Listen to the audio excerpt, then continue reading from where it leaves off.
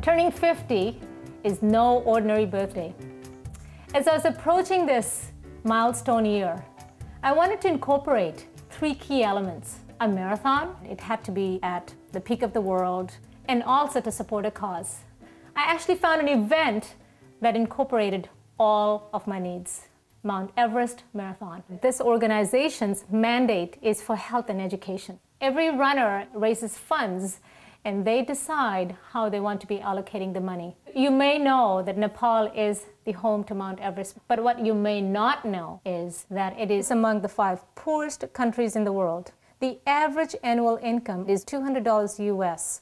85% of the land is rugged mountains and the country is virtually roadless. 93% of the population are subsistence farmers who live on small farms. 49% live below the poverty line. Only 9% of the population have access to safe water supplies. 35% of children die before age 5. 70% of girls do not receive any education compared to 10% of boys. This is really a denial of human rights. Immediately my reaction was health. Being a naturopathic physician, I'm into healthcare, is establishing, proper healthcare, knowing the fact that 35% of children die before age 5, that was very disturbing. But then I thought about water, because if 9% of Nepal out of the 24 million have access to clean water, and we know in developing countries a lot of deaths is from unclean water, I thought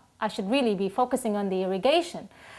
And then it further led me to the next dimension of my thoughts. And I thought, what is really unclean drinking water about? It is about lack of education that is primarily from the mothers of these children. And this is when I uncovered this cycle of poverty. And I have decided that all of my funds are going to be going towards the education of girls in Nepal. We will actually approach the families in the villages and we will be offering them to go to school and paying for their school fees and supplies that will be needed to send them to school.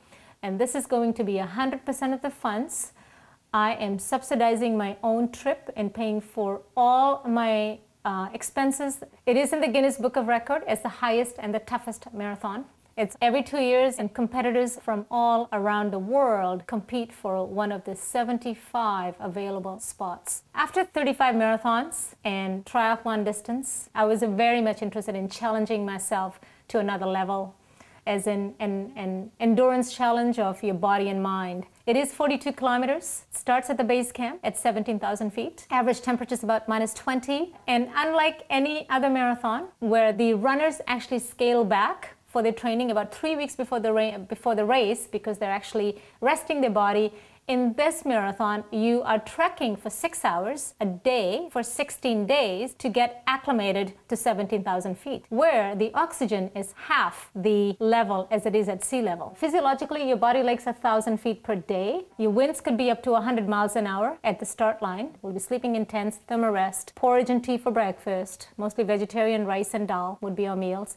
The terrain is primarily suspension bridges, icy rocks, loose, wet planks, and visibility that could be only about 1 meter long. There's also 10 physicians on the course, and you will be examined every 3 miles to pass a medical test to continue. There's also a cutoff point where you get disqualified if you're not at a certain distance within a certain time. This may sound challenging, but the challenge of this marathon is incomparable to the challenges of people of Nepal. Imagine having $200 a year for your family's income, or not having any clean water, or your child, your daughter, denied of any education, or losing a child before age 5. This is no way to live. Please help me support the girls of Nepal by visiting drpushpa.com.